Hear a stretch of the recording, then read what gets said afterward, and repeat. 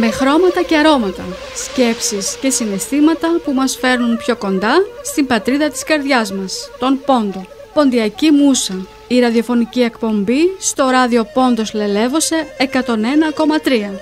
Ένα ταξίδι με ιστορίες, παραμύθια, ποίηση, λογοτεχνία, θέατρο, τέχνες και εκδηλώσεις που ενώνουν το παρελθόν με το σήμερα, με συνεντεύξεις ανθρώπων της λαϊκής παράδοσης, των γραμμάτων και των τεχνών.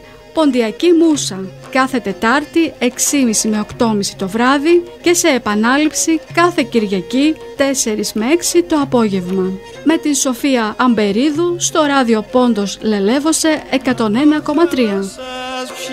Μαύρο θάλασσας ψία, αμόντα νερά σκρία, αμόντα νερά σκρία, αμόντα νερά.